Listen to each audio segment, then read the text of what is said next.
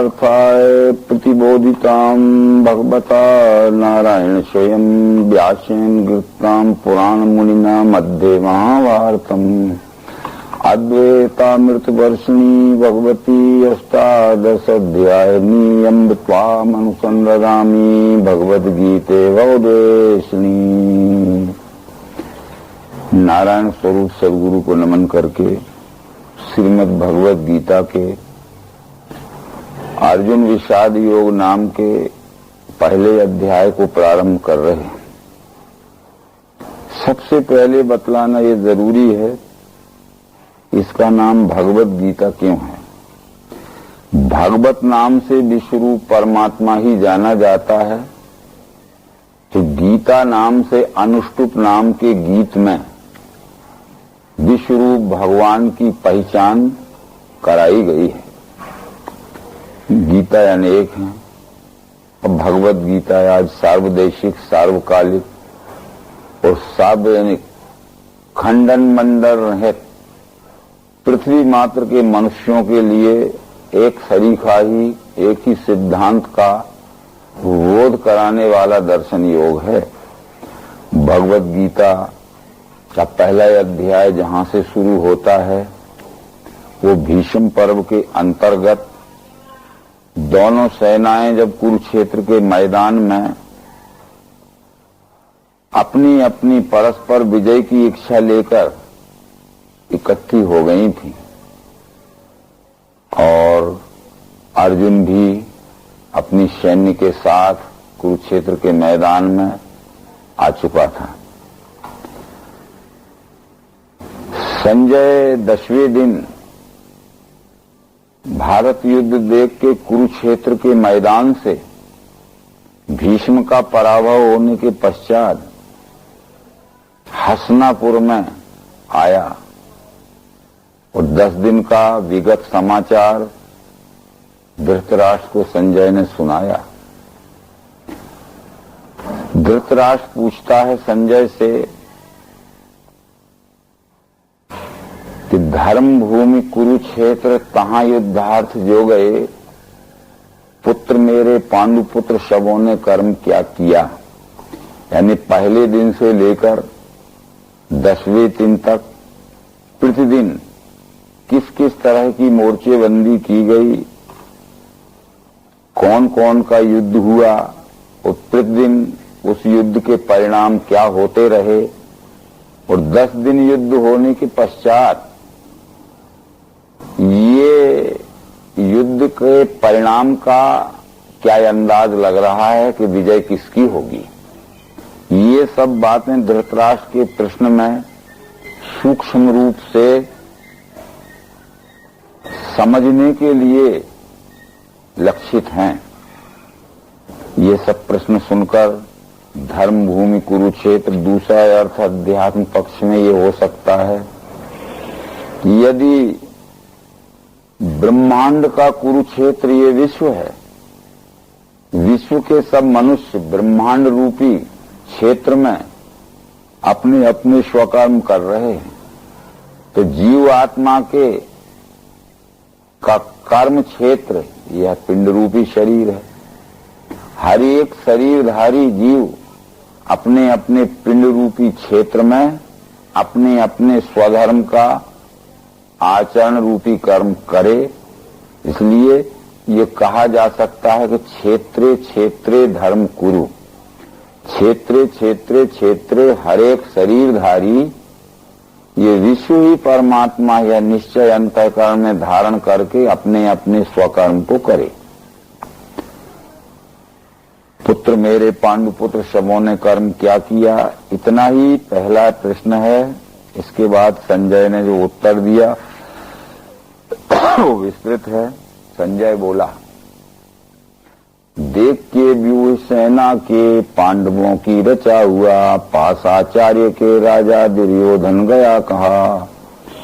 पांडवों की युद्ध की मोर्चाबंदी को देखकर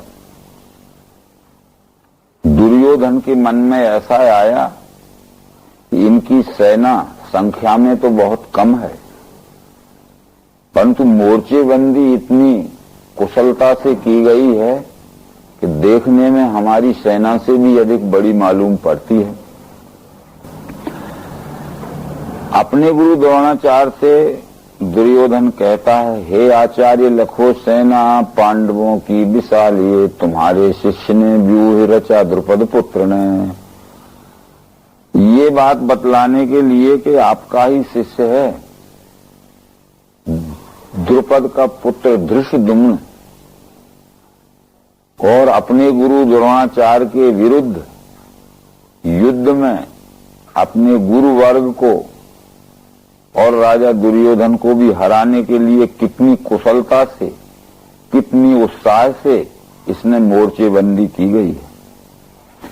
ये व्यूह कहते हैं युद्ध की मोर्चाबंदी को। व्यूह अनेक प्रकार के होते हैं, सूचीमुख व्यूह, पतित्र व्यूह, चक्र व्यूह, और अलग अलग प्रकार की मोर्चेबंदी में अलग अलग सैन्य की नियुक्ति की जाती है।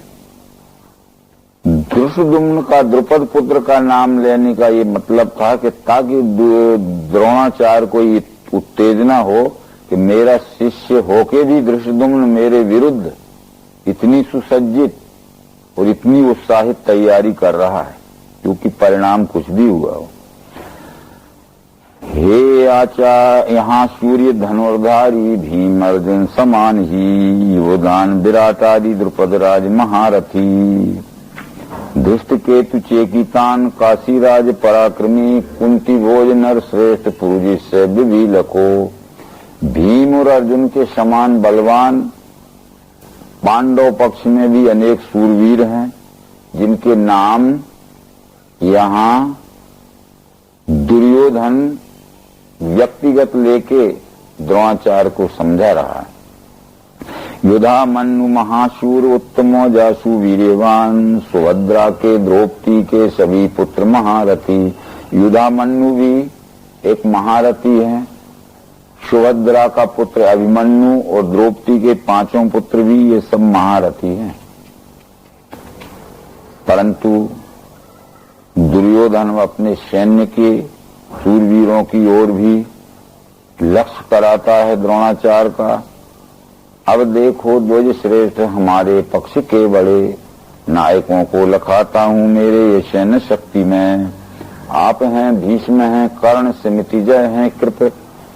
सबसे पहले द्रोणाचार्य को कहता कि आप हैं, पितामह भीष्म हैं, और सेना समूह पर विजय पाने वाले कृपाचार्य भी हैं। ये कृपाचार्य द्रोणाचार्य के ही शाले थे। अश्वत्थामा ये द्रोणाचार्य के पुत्र हैं। भूरिश्रवा विकर्ण ये दुर्योधन का भाई है। और भी हैं बहुत सूर, प्राण मेरे लिए तजें, और भी बहुत से सूरवीर हैं जो मुझे युद्ध में विजय दिलाने के लिए अपने प्राणों की परवाह भी न करके यहां आए हुए हैं। जिसे भीष्म नेता, ये मेरी सेना विशाल है, पांडवों की अल्प सेना अगुआ भीम है बना। अब यहाँ ये है, पहले कहा था कि हे आचार्य लखो सेना पांडवों की विशाल है। यद्यपि संख्या में पांडव सेना 7 अक्षोणी थी, पर व्यूह रचना की दृष्टि से कौरव सेना से बहुत बड़ी दिख रही थी। परंतु अभी यहाँ कह रहा है कि पांडवों की अल्प सेना अगुआ भीम है बना। पांडवों की सेना संख्या में छोटी है और ये भीमसेन जिसका अगुआ बना हुआ है। तो यहाँ युद्ध संचालक महारथी मोर्चे पर अर्जुन था और व्यवस्था संचालक महारथी अर्जुन था और व्यूह रचना संचालक महारथी धृष्टद्युम्न था। ये अलग अलग बंटवारे थे। व्यूह रचना की जिम्मेदारी धृष्टद्युम्न के ऊपर थी, व्यवस्था संचालन व्यवस्था भीमसेन के जिम्मे थी, और युद्ध पर प्रधान सेनापति के युद्ध पे लड़ने का युद्ध संचालक महारथी अर्जुन था।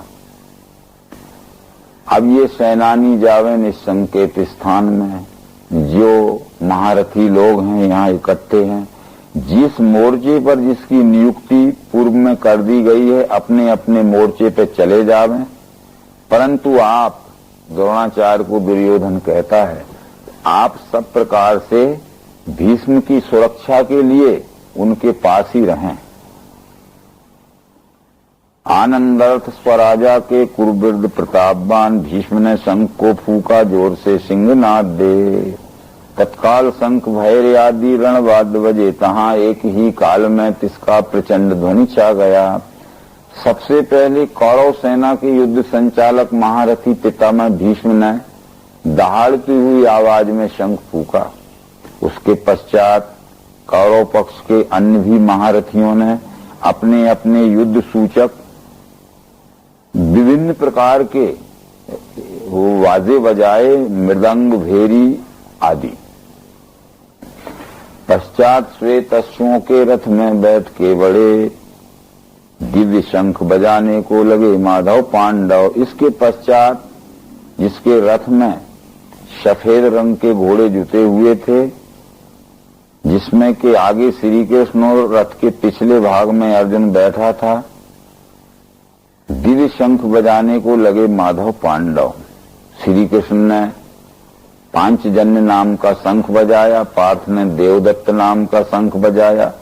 उसके बाद भी नकुल, सहदेव, भीम और युधिष्ठिर ने भी अपने अपने हम तैयार हैं इस तरह अपने युद्ध की तैयारी के सूचक शंख बजाए। यहां एक प्रश्न आता है कि जब कौरव सेना के युद्ध संचालक महारथी भीष्म हैं और पांडव सेना का युद्ध संचालक महारथी अर्जुन है, तो जब कौरव सेना की युद्ध संचालक महारथी भीष्म ने शंख को बजाया तो उसके प्रति उत्तर में पांडव सेना के युद्ध संचालक महारथी अर्जुन को ही शंख बजाना था, परंतु अर्जुन शंख नहीं बजा रहा है, कृष्ण उसके जवाब में शंख बजा रहे हैं। कृष्ण ने अंतिम संकेत ये करना चाहा था भीष्म को कि दुर्योधन को जिताने की जिम्मेदारी पूरी आपने ले रखी है, इसलिए आप दुर्योधन की ओर से दहाड़ता हुआ शंख फूंक रहे हो, परंतु आपके शंख के प्रति उत्तर में जो जवाब में शंख बजा रहा है वो पांडवों को जिताने की जिम्मेदारी इस शंख बजाने वाले की है। इसलिए अर्जुन नहीं लड़ रहा है, शंख बजाने वाला लड़ रहा है। यानी कृष्ण ये कहना चाहते हैं शंख की आवाज में कि मैं लड़ रहा हूं। यदि अब भी आप समझ रखते हो, बुद्धिवानी रखते हो, तो युद्ध का संकट टल सकता है। ये बात भागवत महापुराण के पहले स्कंद में और महाभारत के शांति पर्व में भीष्म ने कही थी कि मैंने जब शंख बजाया था दहाड़ती हुई आवाज में, तो अर्जुन को बजाना था शंख बराबरी वाले को, परंतु सारथी क्यों शंख बजा रहा है, मैं छत्रत्व के उन्माद में, घमंड में ये बात समझ नहीं पाया था। अब बिस्तर पर पड़े पड़े जब मेरे प्राणांत का समय आ गया तो मैं सोचता हूं कि आपने इसलिए शंख बजाया था कि जिम्मेदारी शंख बजाने वाले की होती है। बराबर उस समय में समझ जाता तो संकट टल सकता था। ये सभी ने शंख बजाए। सो घोषधार्त राष्ट्रों के ये कंपल खाए के पृथ्वी और आकाश के मध्य में गूंजने लगा। तो फिर जो असत पक्ष रहता है, यद्यपि वो कितनी ही हिम्मत करे पर अंदर से भयभीत रहता है। जब पांडव पक्ष की ओर से शंखनाद किया गया तो दुर्योधन आदि धृतराष्ट्र के पुत्रों के मन में बड़ी भयातुर अवस्था हो गई। पश्चात कपिध्वजा वाले पार्थ ने युद्ध के लिए देखा, कौरव हैं, सिद्ध धनुष कर में लिया। इसके पश्चात जिसके झंडे में हनुमान का चिन्ह अंकित था, जैसा कि कुछ महाभारत के भाष्यकार लिखते हैं कि अर्जुन के रथ पे सजीव हनुमान बैठे थे। भगवत गीता से ये बात सिद्ध नहीं होती। अर्जुन के रथ में जो ध्वजा थी वो अर्जुन हनुमान को इष्ट मानता था, इसलिए रथ के ध्वजा में हनुमान का चिन्ह प्रिंट था, अंकित था। हर एक महारथी के रथ की ध्वजा में उसकी पहचान के लिए उसका चिन्ह अंकित होता है। जैसे भीष्म पितामह के रथ में धनुष का चिन्ह था, द्रोणाचार्य के रथ में की ध्वजा में कमंडल का चिन्ह था, कर्ण के रथ की ध्वजा में सर्प का चिन्ह था। इसी तरह अलग अलग चिन्ह थे। तो वो चिन्ह इस बात का सूचक है कि दूर से ही उसके रथ को आता देख के पहचाना जा सके। हनुमान नहीं बैठे थे, उसके झंडा जो कपड़े का होता है उसमें हनुमान का चित्र चित्रित था। पश्चात कपि ध्वजा वाले पार्थ ने युद्ध के लिए बोला, कौरव हैं सिद्ध धनुष कर्म, और बोला कृष्ण जी से वाक्य नृत्य अच्युत मध्य में सैन्य के दोनों मेरा रथ खड़ा करो। कृष्ण जी से कहता है अर्जुन कि युद्ध शुरू होने के पहले मेरे रथ को ले चलकर दोनों सेनाओं के बीच में खड़ा करो, मैं स्वयं देखूंगा कौन कौन से महारथियों से मुझे लड़ना है। श्री कृष्ण ने रथ बढ़ाया, मध्य में सैन्य के दोनों रथोत्तम खड़ा किया। अर्जुन ने स्वयं देखने की तो बात कही थी, परंतु अर्जुन देख ही नहीं पाया और कृष्ण जी जल्दी बोल उठे कि बोले भारत ये देखो भीष्म द्रोण महारथी, फौज के सभी राजा साथ में कुरुवंश के, ये सबको तू क्या देखेगा, सबसे पहले भीष्म द्रोण को देख। इस बात का आशय ये था कि अर्जुन ये कहता था कि मैं आपकी सब बातें मानने को तैयार हूं, पर मधुसूदन में कैसे युद्ध में भीष्म द्रोण को करूं प्रहार, ये योग्य पूजा के अरिशूदन। मैं भीष्म और द्रोण के ऊपर शस्त्र नहीं चलाऊंगा, ये मेरे परम पूजनीय पुरुष हैं। और कृष्ण जी का विचार यह था कि ये दोनों ही इस युद्ध की जड़ हैं। यदि ये दोनों तटस्थ हो जाते तो दुर्योधन का सामर्थ्य नहीं था इस अन्याय और अधर्म का युद्ध करता। इसलिए इन दोनों को तू अच्छी तरह देख ले जिनको तू पूज्य समझता है।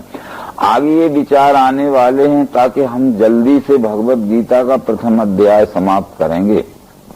आशय तो यह था कि गुरु के नाते से ये हम मानते हैं कि गुरु के साथ में गुरु की आज्ञा न मानना अथवा गुरु के साथ में किसी प्रकार का दुर्व्यवहार करना या गुरु के साथ में कोई दंडनीय व्यवहार करना, ये महान पाप होता है। इस बात को मानकर अर्जुन द्रोणाचार्य से युद्ध नहीं करना चाहता था और पितामह भीष्म से युद्ध नहीं करना चाहता था, परंतु कृष्ण का ये विचार था कि गुरु की पहचान कर लेना बहुत जरूरी है।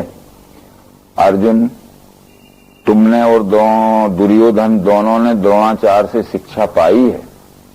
द्रोणाचार्य के तुम दोनों शिष्य हो। जब गुरु दक्षिणा का प्रश्न आया तो द्रोणाचार्य ने कहा था, अर्जुन मेरा दुश्मन पांचाल राज है, द्रुपद राजा है, उसको युद्ध में तुम बंदी बना के लाओ। तो तुमने गुरु आज्ञा शिरोधार्य की। गुरु ने ये नहीं सोचा कि बलवान पांचाल राज से अर्जुन युद्ध करके जिंदा बचेगा कि नहीं, फिर भी तुम गए और कैद करके लाए, क्षमा मंगवाई। परंतु जब निरपराध द्रौपदी हजारों लोगों के सामने वस्त्रहीन की जा रही थी और नाम लेके द्रौपदी कह रही थी कि गुरुदेव आप मेरा निर्णय कर दीजिए, आप जो निर्णय करेंगे मुझे मान्य होगा, तब ये भी आसन लगाए सभा में सबसे आगे बैठे थे। इनके मुंह से ये शब्द नहीं निकला था कि दुर्योधन मेरे रहते हुए अन्याय मत करो। एक शिष्य को तो आज्ञा दे सकता है कि पांचाल राज को कैद करके लाओ, पर दूसरे शिष्य को अन्याय करते हुए भी जिसके मुंह से शब्द नहीं निकलता है, रोक नहीं सकता है, तो ऐसे को गुरु मानना क्या उचित होगा? अर्जुन के मन में ये बात आई थी। तो बराबर जो किसी कारण क्यों न हो दब्बू नीति से अस्वार्थ के वश अन्याय करने से भी अपने शिष्य को न रोके, शिष्य माने या न माने, परंतु मेरे जैसे आज्ञाकारी शिष्य को युद्ध की भीषण आग में ढकेल दे तो इसको ये गुरु मानना योग्य नहीं है। इस दृष्टि से अर्जुन द्रोण से भी युद्ध करने के लिए तैयार हो गया था। ये बात बतलाना जरूरी थी। तो दोनों को बतलाया था, क्योंकि वो दोनों से युद्ध नहीं करना चाहता था, बाकी सब मानने के लिए तैयार था। इसके बाद उदास मन से स्वजनों को लखा कृष्ण युद्ध इच्छा से खड़े यहां। मेरे गात्र हुए ढीले, मुख भी सूखने लगा। जब अर्जुन ने दूसरी तरफ नजर घुमाई तो अभिमन्यु भी थे, द्रौपदी के 5 पुत्र थे, नकुल सहदेव थे, युधिष्ठिर भीम थे, तो उसको अपने ही भाई, अपने ही पुत्र आदि दिखे। तो अर्जुन के मन में ये विचार आया, कोई भी व्यक्ति सदैव ये सोचता है यदि हमारी उम्र कम है तो जो भी हम ऐश्वर्य या संपत्ति इकट्ठी करते हैं, हमारे न रहने के पश्चात हमारी संतान इसका सुख भोगती है, तो हमारी उम्र तो कम बची है। हम युद्ध करके जो राज्य जीतेंगे तो हमारे न रहने के बाद हमारे पुत्र अभिमन्यु या द्रौपदी आदि के पुत्र उस राज का सुख भोगेंगे। परंतु ये द्रौपदी के पुत्र और अभिमन्यु आदि यहाँ युद्ध में आए हैं, ये हमारे से पहले मारे गए और हम युद्ध में जीत भी गए और राज्य भी प्राप्त कर लिया, तो राज्य का सुख कौन भोगेगा। इसलिए वध से बंधु वर्गों के शौक की आशा व्यर्थ माधव, और वध से आत्ताइन के लगेगा पाप ही हमें। जिनके हेतु है इच्छा राज्य भोग सुख आदि की, वे यहाँ युद्ध में आए छोड़ के राज्य संपदा। ये विचार अर्जुन के मन में घूमने लगे और फिर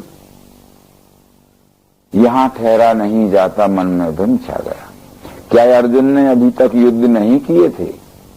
इसके पहले बहुत बड़े बड़े युद्ध किए थे। वनवास के समय में जब भीष्म ने, द्रोण ने और कर्ण ने विराट राज के ऊपर आक्रमण किया था, उस वक्त भी ये दृहनला के रूप में था। उत्तर कुमार घबरा गया था और ये भागना चाहता था, तो अर्जुन ने कहा कि भाग भी जाएंगे हम, ये सारथी बन के गया था, तो ये पीछा करके पकड़ेंगे और जान से मार देंगे। इसलिए भाग के मरना ठीक नहीं है, युद्ध में सामना करके मरना ठीक है। तुम लगाम पकड़ो रथ के घोड़ों की और मैं थोड़ा अपना पराक्रम आजमाता हूं। मारे जाएंगे तो युद्ध में मरना है और भाग जाएंगे तो ये पकड़ के मारेंगे। इस तरह युद्ध भी अर्जुन ने वहां किया था। फिर गंधर्वलोक में भी एक युद्ध किया था, पांचाल राज से युद्ध किया था। उस समय अर्जुन के मन में अति दयनीय अवस्था नहीं आई, अर्जुन को मोह नहीं हुआ था। मोह की व्याख्या अध्यात्म शास्त्र में की गई है, जिसको मनुष्य यह वस्तु मेरी है, यह कुटुंब मेरा है, यह मेरे भाई बंधु हैं, यह मेरे पुत्र हैं, मेरेपन की आसक्ति जिस पर रहती है उसको ममता कहते हैं। जिस पर मेरेपन की आसक्ति रहती है, उस वस्तु का जब वियोग हो जाता है या वियोग होने की संभावना रहती है, उससे होने वाले दुख को मोह कहते हैं। तो ये वियोग होने की संभावना थी कि पुत्र आदि मारे जाएंगे, राज्य का सुख कौन भोगेगा, ऐसा युद्ध करने से क्या फायदा। इसलिए इससे अच्छा है कि मैं भिक्षाटन करके जीवन व्यतीत कर लूंगा, परंतु युद्ध नहीं करूंगा। जिनके हेतु इच्छा राज्य भोग सुख आदि की, वे यहाँ युद्ध में आए छोड़ के राज संपदा। आचार्य लड़के श्रेष्ठ और भीष्म पितामह, गुरु मामा, मामा ससुर नाते के साले नाती स्वगोत्र के, मारेंगे ये न मारूंगा मैं इन्हें मधुसूदन, न मारूं लोक इच्छा से। पृथ्वी की बात है कहाँ, यदि तीनों लोक का राज भी मिल जाए तो भी मैं युद्ध करने वाला नहीं हूं। ये भले ही मुझ निशस्त्र अर्जुन को मार दें, फिर केवल हस्तिनापुर के राज्य के लिए इतना बड़ा नरसंहार में नहीं कर सकता। तो ये अवश्य ही भ्रमग्रस्त अवस्था में अर्जुन कह रहा है, बध से आत्ताइन के लगेगा पाप ही हमें। ये अत्याचारियों के मारने से हमें पाप ही लगेगा। इससे जो भ्रमग्रस्त अवस्था में अर्जुन के मुंह से प्रश्न निकले, यहाँ ठहरा नहीं जाता, मन में भ्रम छा गया, वो प्रश्न हम देखते हैं श्लोक नंबर 40 से 46 तक हैं। बस इन प्रश्नों का ही निराकरण पूरे भगवद गीता में है। वो प्रश्न तो आज हमारे भी अंधविश्वास में फंसी हुई, रूढ़वाद में फंसी हुई मानवता के सामने हैं। जो कि अर्जुन के प्रश्न हैं वो आज भी हमारे मानव जगत के प्रश्न हैं। अर्जुन 40वें श्लोक में क्या कहता है? कुल के नाश से डूबे कुल धर्म सनातन, धर्म का लोप होने से गया कुल अधर्म में, अधर्म स्थिर होने से होवे भ्रष्ट कुल स्त्रियां, तिनके दुष्ट कर्मों से होता है वर्ण संकर, शंकर उत्पत्ति से जावे कुलग्न कुल नरक में, गिरेंगे पुरखा उनके जलपिंड क्रिया बिना, दोषों से ये कुलग्नों के वर्ण संकर कारक मिटेंगे जाति के धर्म कुल धर्म सनातन, कुल धर्म मिटाने वाले मनुष्यों को जनार्दन नरक की प्राप्ति होती है। सुना है हमने यही, कृष्ण वही महापाप करने हम सिद्ध हैं, राज्य शौक वशी आया स्वजनों के बधार में। अब ये इन अर्जुन के भ्रमग्रस्त विचारों को ही आज मानव जगत के बड़े बड़े परोक्ष ज्ञानी, शब्द ज्ञानी विद्वान भगवत गीता का सिद्धांत मानकर मानव समाज में उन विचारों के संस्कार डालते रहते हैं और मानव समाज उन भ्रमग्रस्त संस्कारों से आज भी खूब सुख दुख के झोल में पड़ी हुई है। अब विचार से देखा जाए कि ये जाति के धर्म और कुल धर्म सनातन धर्म नहीं, अनेक धर्म शताब्दियों में, अर्ध शताब्दियों में बनते मिटते रहते हैं। हमने अभी अभी देखा इसी दशाब्दी या अर्ध शताब्दी में कितने धर्म इस मानव जगत में हो गए। किसी के नाम यद्यपि नहीं लेना चाहिए, परंतु महेश योगी का एक भावातीत धर्म हो गया, रजनीश का एक सेक्स का धर्म हो गया, तो सतपाल महाराज का अलग धर्म है, तो चिन्मय मिशन का अलग धर्म है, तो जय गुरुदेव नाम परमात्मा का उनका अलग धर्म है। हजारों धर्म बन गए, परंतु ये जब विश्वरूप परमात्मा एक है तो एक परमात्मा ने धारण किया हुआ धर्म ही एक हो सकता है। जैसे ये मानव शरीर में रहने वाला जीव आत्मा एक है, तो एक ही जीव आत्मा का एक शरीर में रहने वाला धर्म एक ही होगा, दो तीन धर्म नहीं हो सकते।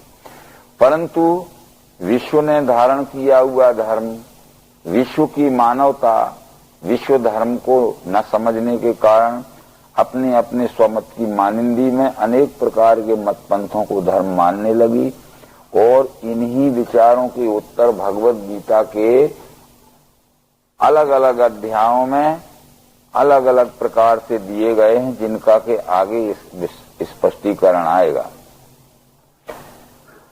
तात्पर्य है क्षमावान शस्त्र त्यागी में सशस्त्र धात राष्ट्रीय, मुझको रण में मारे तो भी कल्याण श्रेष्ठ है।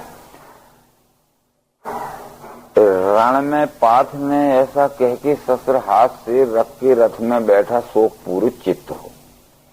इस तरह श्री कृष्ण जी से अर्जुन ने कह कि मैं युद्ध नहीं करूंगा, और हाथ में जो धनुष बाण पकड़ा था वो छोड़ के रथ के पिछले भाग में बैठ गया और कृष्ण जी से यह कह दिया कि मैं युद्ध नहीं कर सकता। बस अब वो विचार जो करेंगे, यद्यपि इनका कई बार अपन स्पष्टीकरण कर चुके हैं। वर्ण संकर शब्द आया, अधर्म स्थिर होने से होवे भ्रष्ट कुल स्त्रियां। अधर्म क्या है कि मैं जो युद्ध कर रहा हूं इसमें जो नरसंहार होगा ये मेरे हाथों से अधर्म होगा, ये मेरे हाथों से कृष्ण वही महापाप करने हम सिद्ध हैं, वो बहुत बड़ा महापाप होगा। जब इस तरह का अधर्म होगा नरसंहार का, तो असंख्य स्त्रियां विधवा हो जाएंगी। असंख्य स्त्रियां जब विधवा होंगी तो उसमें से कुछ ऐसी स्त्रियां होंगी जो अपना सदाचार युक्त नैतिक जीवन नहीं बिताएंगी, उनको दूसरी गृहस्थी बनाना पड़ेगी। तो अलग अलग उनकी जाति के पुरुष यदि नहीं मिलेंगे और गृहस्थ जीवन बनाना जरूर हो जाएगा उन्हें, तो अलग जाति के पुरुषों से भी वो अपना गृहस्थ जीवन बनाएंगी। अलग जाति के स्त्री अलग जाति के पुरुष से जो संतान पैदा होती है वो वर्ण संकर होती है, ये अर्जुन का मानना था। पर भगवान श्री कृष्ण ये मानते थे कि अलग अलग जाति के स्त्री पुरुषों से जो संतान पैदा होती है वो जाति संकर जरूर है, वर्ण संकर नहीं है। क्योंकि वर्ण नाम गुण का है और गुण कर्म के अनुसार जो सच्चाई के साथ सेवा नहीं करता है वो वर्ण संकर होता है। इसलिए अलग अलग जाति के स्त्री पुरुषों के संयोग से जो संतान होती वो वर्ण संकर नहीं है।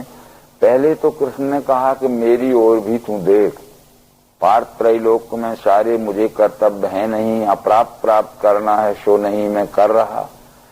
मेरी ओर भी देख, मेरे पास जो 8 रानियां हैं ये एक ही जाति की नहीं है। अछूत जामवंत की पुत्री मेरी एक रानी है जिसका नाम जामवती है, वो अछूत जामवंत की पुत्री है। मैंने अछूत की पुत्री को रूपवान गुणवान और स्वस्थ देखकर अपनी रानी स्वीकार किया है और उससे हुए पुत्र पौत्र आदि हैं। और इसके साथ सत्यभामा है, कालिंदी है, जो अन्यान्य मेरी रानियां हैं वे सब एक ही जाति की नहीं है। और रुक्मणी आदि जो हैं वो भी मेरी जाति की नहीं है, अलग अलग जाति की हैं। तो अलग जाति की स्त्रियों से अलग जाति का पुरुष जो वैवाहिक संबंध करता है उससे जो संतान होती वो वर्ण संकर नहीं होती। आज भी हम यही मान रहे हैं। इसलिए हमारी जाति के लड़की के हमारे जाति का ही वर खोजते हैं या हमारे जाति के वर को ही हमारी जाति की वधू खोजते हैं। कितना बड़ा हो गया है और कहते हैं बड़ा अपमान होगा, लोग क्या कहेंगे कि तुम्हें जाति का नहीं मिला इसलिए परजाति में शादी की। परंतु ये बातें आज से 5000 वर्ष के पहले इस मानव जगत में नहीं थी और ये बातें आज भी हिंदू धर्म को छोड़कर किसी भी मत पंथ संप्रदाय में नहीं है। मुस्लिम धर्म में नहीं है, ईसाई धर्म में नहीं है, यहूदी धर्म में नहीं है, बौद्ध धर्म में नहीं है। वो किसी भी जाति की, किसी भी देश की, किसी भी कुल की रूपवान गुणवान और स्वस्थ लड़की ले सकते हैं। पर हिंदू लोग केवल ऐसे हैं जो अपनी ही जाति के वर के लिए अपनी ही जाति की लड़की हो, चाहे वो रूपवान ना हो, चाहे गुणवान ना हो और चाहे तंदुरुस्त ना हो, पर अपनी ही जाति की लड़की चाहिए अथवा अपने लड़की को अपनी ही जाति का वर चाहिए। और एक हम कल्पित शास्त्र में, धर्मग्रस्त शास्त्र में, नकली शास्त्र में हम पढ़े हैं, एक छोटी सी किताब रहती है जो किसी प्रेस में प्रिंट करा ली जाती है जिसको हम पंचांग कहते हैं। पंचांग में हमारी बरग प्रीत मिलाई जाती है। उस पंचांग के किताब में रहता है कि नानी नूने अनुराधा, ऐसा लिखा है। तो एक तरफ लिखा है आला मेघ, वो यहां से और वहां से लाइन मिलाई और उसमें टोटल आता है 28। तो भाई वो मेघ राशि का पुरुष है और अनुराधा की स्त्री है, लड़की है, उसके 28 गुण मिल गए, शादी कर लीजिए, बरग मिल गया। परंतु वो बरग क्या मिल गया, कोई तो रास्ते में ही मर जाते हैं, कोई घर में जाके या तो वो कन्या आग लगा के जल के मर जाती है या वर जहर खा के मर जाता है। कैसा वर्ग पे मिला होगा। वर्ग तो होता है जीवों के वर्ग दो माने देव आसुर, ये यहाँ 2 ही वर्ग हैं इस सृष्टि में, एक देव वर्ग है एक आसुर वर्ग है। देव वर्ग के वर से देव वर्ग की कन्या मिलाना चाहिए जो कि हिंदू में ही नहीं होती, आर्य में ही नहीं होती। यदि सदाचार सत्वगुण संपन्न लड़की किसी भी देश के किसी भी जाति की हो, सत्वगुण संपन्न और सदाचारी लड़के से उसकी शादी करा देना, वर्ग की प्रीति हो जाएगी। यदि वर्ग नहीं मिला तो प्रीति नहीं होगी। देवी संपत्ति से देवी संपत्तिवान लड़की, आसुरी संपत्तिवान से आसुरी संपत्तिवान का मेल बैठ सकता है। ये वर्ग प्रीत जो मिलाई गई थी, आज हम 36 गुण मिलाते हैं, सबको मालूम है। ये 36 गुण क्या है हमें पता ही नहीं है, परंतु भगवत गीता कहती है कि 36 गुण ये देवासुर संपद के मिलान में आते हैं। 36 गुण में आते हैं भगवत गीता के 13 अध्याय में। पंचभूत अहंकार बुद्धि चित्त 10 इंद्रियां, मनोरिंद्रियों के 5 विषय भी गिनो, ये हुए 24। इच्छा द्वेष शौक पीड़ा देह चैतन्य धैर्य ये हुए 7। 31 और प्राणापान समान बयान उदान, ये 31 में 5 और जोड़े तो कितने हो गए 36। ये 36 में से अगर 18 मिल जाते हैं अथवा 18 1/3 मिल जाते हैं, उससे भी कम मिल जाते हैं, तो समझ लीजिए कि वर्ग प्रीत मिल जाएगी। उसका मतलब है ज्ञान इंद्रियों का मिलान होना चाहिए। कान हमारी एक ज्ञान इंद्रिय उदाहरण स्वरूप हम कहते हैं। यदि कान बधू को भी है, वर को भी है, पर बधू बहरी है और लड़का सुनने वाला है, तो वो ज्ञान इंद्रिय कान नहीं मिला।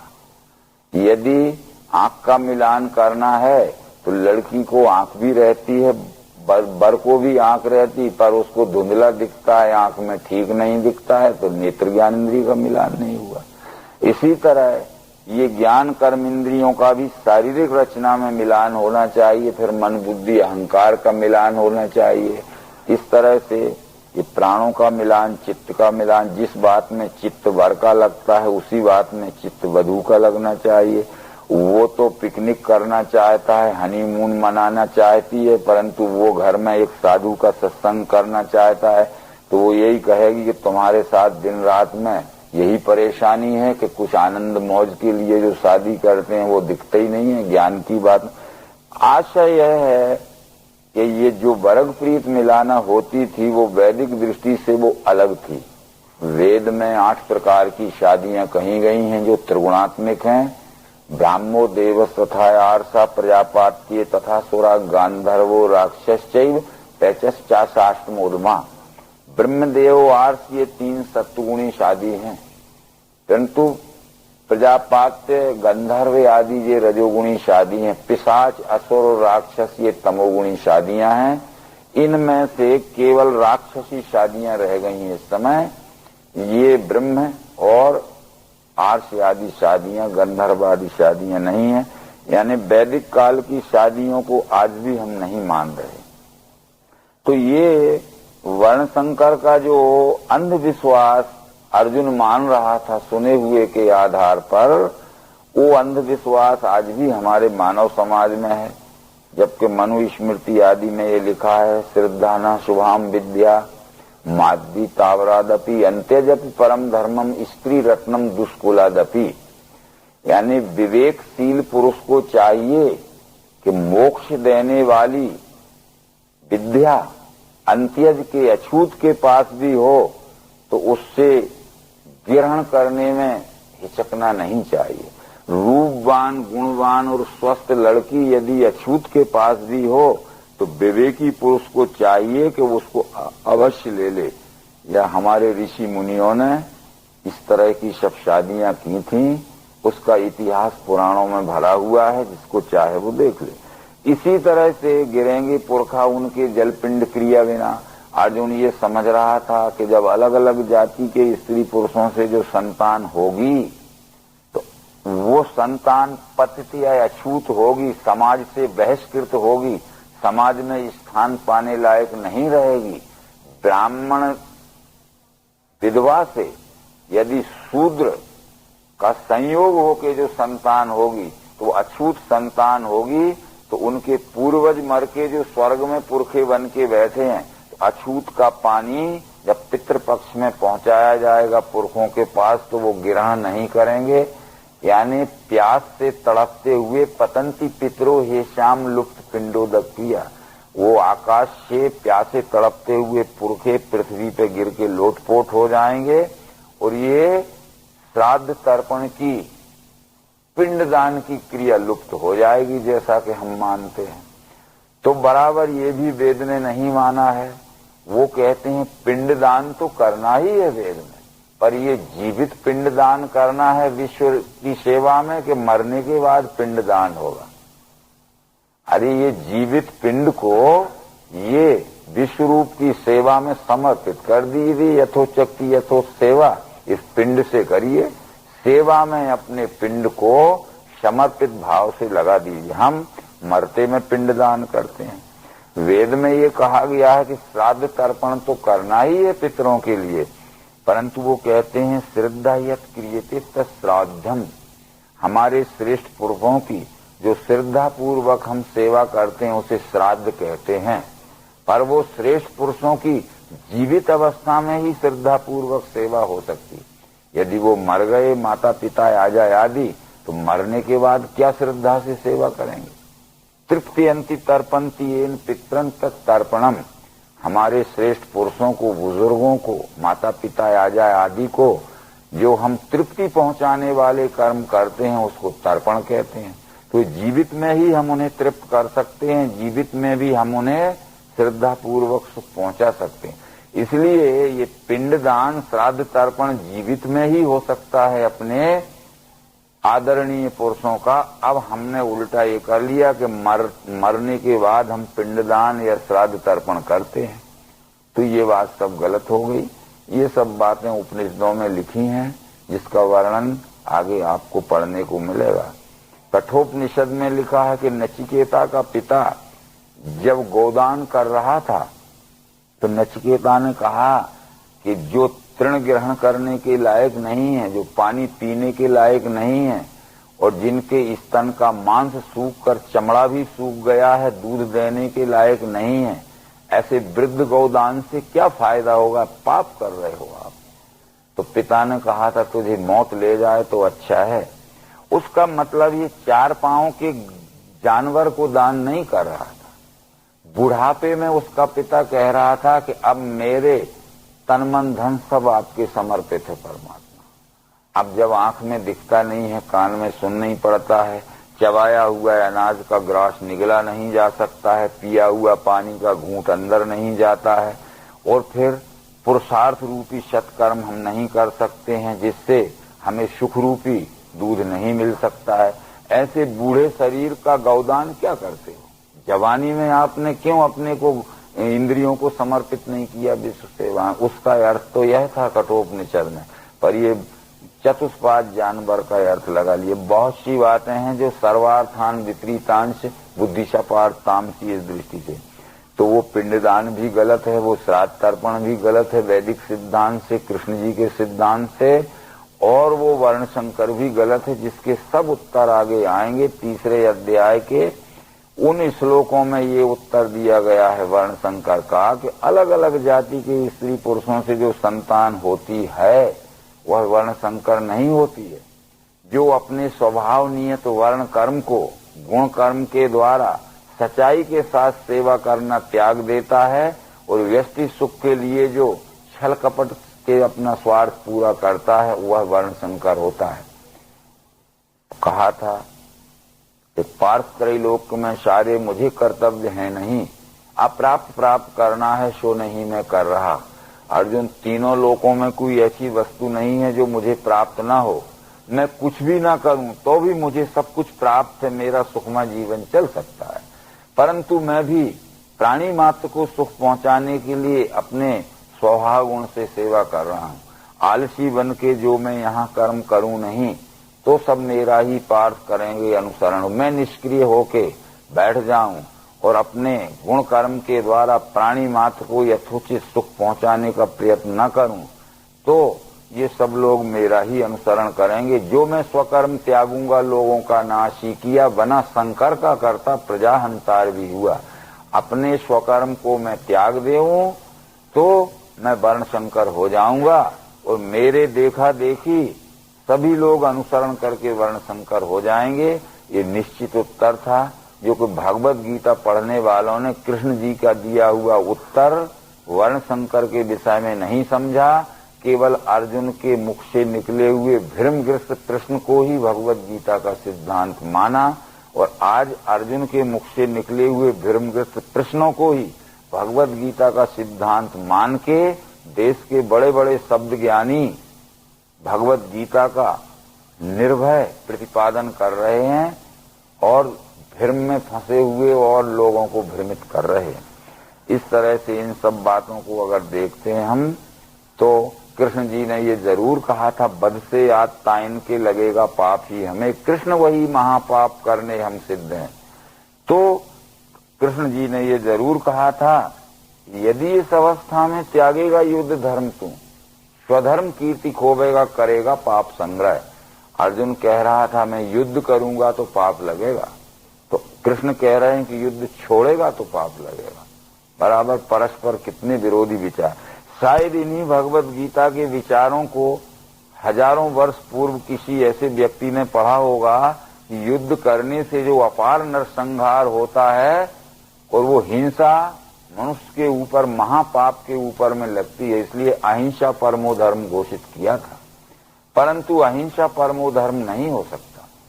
यदि अहिंसा परमो धर्म मान लिया जाए तो राज्य व्यवस्था संचालन एक क्षण भी नहीं हो सकती।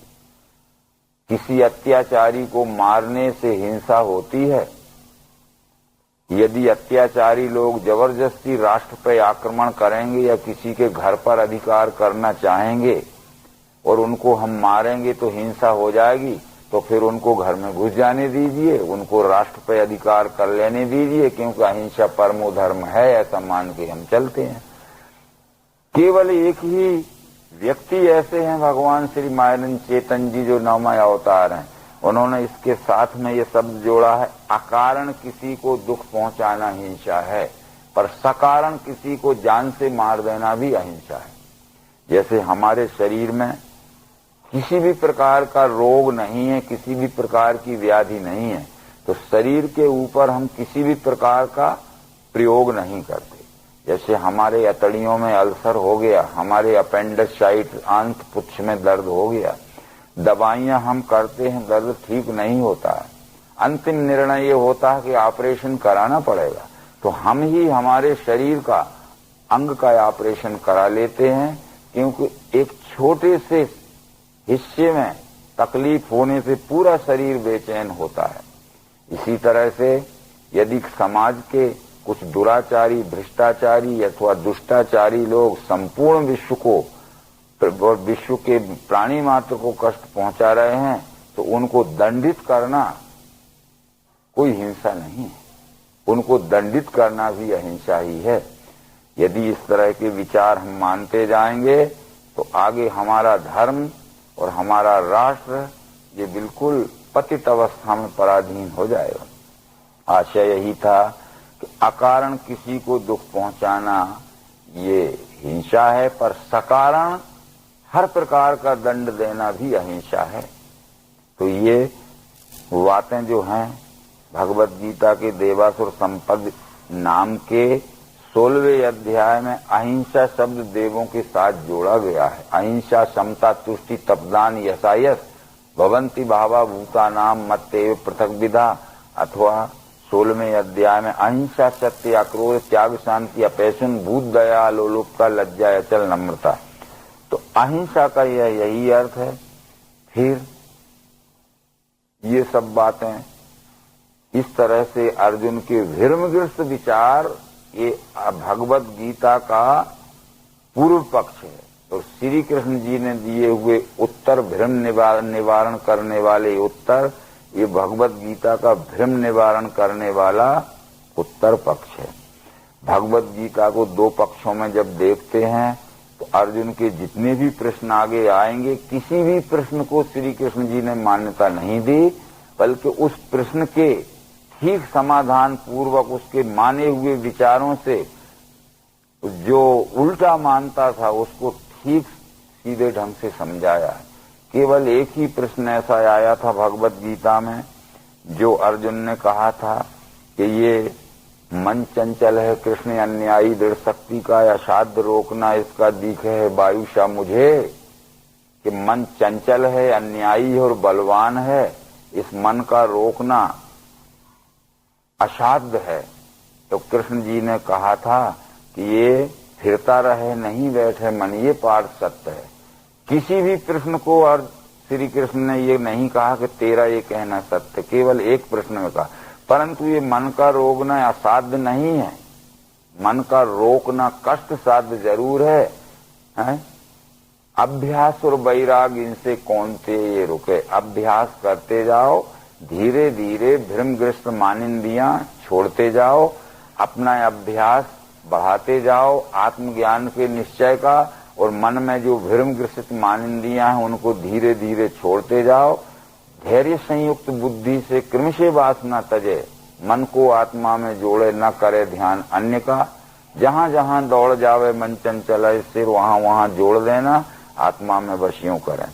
तो ये सब बातें बतलाते हुए ये हम भगवत गीता के 40वें श्लोक से 46वें श्लोक तक पहले अध्याय में जो अर्जुन के मुख्य प्रश्न हैं, इनको सिद्धांत न माने, ये भ्रमग्रस्त पूर्व पक्ष है। अब यहाँ ये अर्जुन विषाद योग नामक भगवत गीता का पहला अध्याय है।